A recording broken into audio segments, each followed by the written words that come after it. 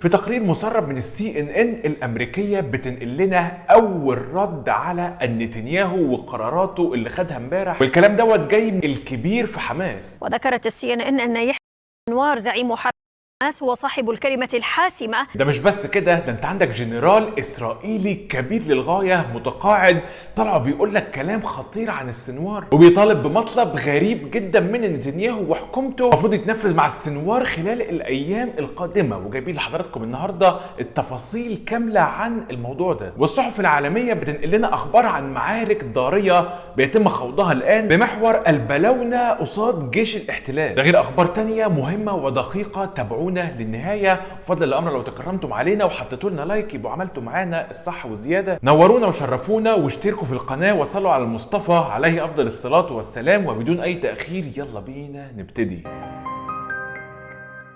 السلام عليكم. بعد حادث الستة أسرى الإسرائيليين أو المحتجزين، ونتنياهو بيواجه عواصف شديدة جدا داخل أراضي الكيان المحتل، لدرجة إن هو طلع امبارح في بيان لأول مرة يكون بالطول ده. البيان اللي طلع يتكلم فيه صوت وصورة استمر لمدة ساعتين، وتقدروا تقولوا كده بالناس اللي تابعته يبان عليه الكسرة وقلة الحيلة، وإن هو دلوقتي حرفيا مفيش أي أوراق في إيديه يقدر إن هو يفاوض بيها أو يقدر إن هو يرجع بيها الأسرى، لدرجة إن هو في بعض المحللين العسكريين بيقولوا لك إنه أصبح مفيش أي حاجة يخسرها، وديت أسوأ مرحلة ممكن أي سياسي في العالم يوصل ليها، لأن هو دلوقتي لا عارف يرجع محتجزين ومفيش أي محتجزين هيرجعوا بالقوة. والصحف العالمية بتنقلك بتقولك إن المقاومة أجبرته إن هو السبيل الوحيد لتحرير المحتجزين هو الذهاب لصفقة تبادل أسرى.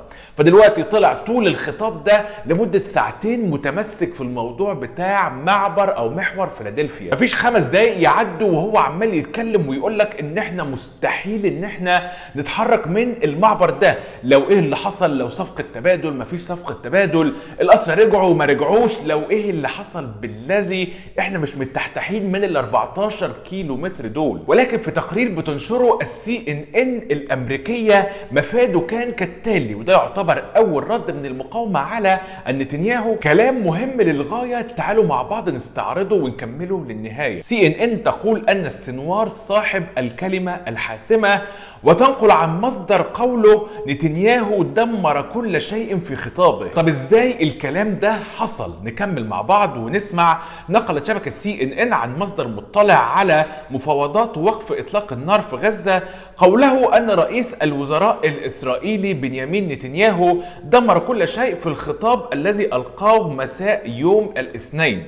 وقال المصدر أنه في أعقاب أنباء الكلام اللي حضراتكم شايفينه ده في غزة، أجرى المسؤولون المشاركون في وساطة محادثات وقف إطلاق النار اتصالات هاتفية لمناقشة سبل دفع وقف إطلاق النار واتفاق التبادل ودفعه إلى الأمام. وأضاف لكن بعد ذلك عقد نتنياهو خطابا أعقبه مؤتمر صحفي مساء الاثنين مدعيا أن إسرائيل لن تغادر معبر فيلادلفيا أبدا. هذا الرجل دمر كل شيء في خطاب واحد وفقا للمصدر في ردة فعل أولى بعد ذلك. ده مش بس كده، ده CNN بتكمل وبتقولك في تقرير آخر إنه السنوار بيتلاعب بنتنياهو بيستغل كل نقاط الضعف بتاعته ضده. أوضحت CNN أن السنوار يستغل جميع نقاط الضعف عند نتنياهو، ولكن كيف يتم هذا الموضوع؟ وأوضحت CNN أن زعيم حماس يحيى السنوار يستغل كل نقاط الضعف في نتنياهو الذي يستطيع التلاعب بها، وأكثرها قوة هو ضعفه أمام الرأي العام. إنه لا يواجه أعدائه المعتادين اليسار الليبرالي في إسرائيل فحسب، بل إنه يخوض معركة حتى الموت مع زعيم حماس يحيى السنوار الذي أوضح أنه مستعد للانخراط في لحظات لا يمكن تصورها للحصول على ما يريد. طب ليه الصحيفة الأمريكية مطلعة التقرير دوت وبتقول لك الكلام ده؟ لأنه بعد الخطاب بتاع نتنياهو امبارح حماس طلعت بيان جديد تقول لك إن هم أصدروا أوامر لكل الناس اللي هم مسؤولين عن حراسة الأسرى اللي موجودين في قطاع غزة لو جيش الاحتلال قرب من المواقع بتاعتهم هيتعاملوا معاهم فورا. علشان كده طلع رئيس شعبة العمليات السابق بالجيش الإسرائيلي وهو جنرال كبير متقاعد وبيقول لك ده نتنياهو ده شخص غير مسؤول وشخص زي ما تقولوا كده ما بين قوسين لا يفقه شيء. وفي تصريحاته الصادمة للقناة ال 12 العبرية كان بيقول الكلام ده نقلا عنه نصا. بيقول لك دلوقتي ان اسرائيل لازم تهتم بسلامة وامن السنوار وبقائه على قيد الحياة لو عايزين يرجعوا المحتجزين بتوعهم بامن وسلام، والكلام دوت على الاقل حتى اتمام المراحل الاولى من الصفقة. لانه بيكمل وبيقول لك دلوقتي لو السنوار حصل له اي حاجة بتنقل الصحيفة وبتكمل لك وبتقول انه احتمال كبير جدا ان المختطفين دولت يختفوا الى الابد ومحدش بعد كده يعرف يوصل لهم مرة تانية. فدلوقتي احنا عايزين نرجع المحتجزين بتوعنا دولت بامن وسلام.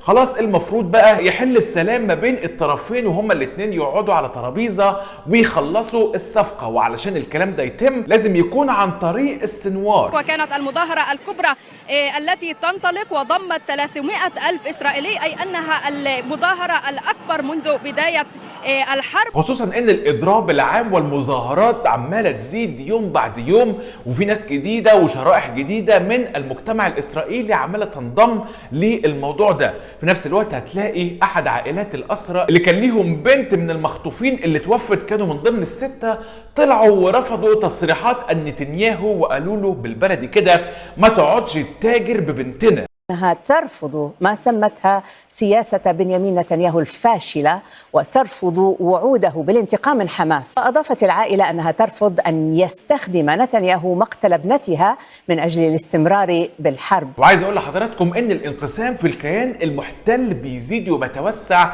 ودلوقتي وصل للرتب العليا في الجيش. أنت عارف في الوقت اللي أنا بكلم فيه حضراتكم دلوقتي لواء قائد ذراع اليابسة بجيش الاحتلال بيقدم استقالته بشكل رسمي في منتصف الحرب وبيعلن ان هو لن يكمل الحرب في غزة. في نفس الوقت انت عارف في تصريح سابق لرئيس الاركان هارتسي هاليفي بيقول يعني بالبلدي كده لولا الملامة انا كنت قدمت استقالتي لنتنياهو وبرضه ما كملتش الحرب ديت. بس هو هارتسي هاليفي هو يعني اللي بيكمل وبيقول عارف كويس انه اول ما يطلع من الجيش نتنياهو هيوجه اليه اصابع الاتهام فورا، هيحمله كل مسؤوليات اخفاقاته هو شخصيا، يعني قصده على اخفاقات النتن، خصوصا ان كل اللي فالح فيه ان نتنياهو كل ما يتزنق زنقه كبيره زي اللي هو موجود فيها دلوقتي يطلق بقى شويه المقاطع بتوعه. عندك تالي جوتليب ديت عضوه في الكنيسة الاسرائيلي طلعت امبارح في احد الجلسات وبتقول لجيش الاحتلال هو انت ليه بتتراخى مع الفلسطينيين بالشكل ده؟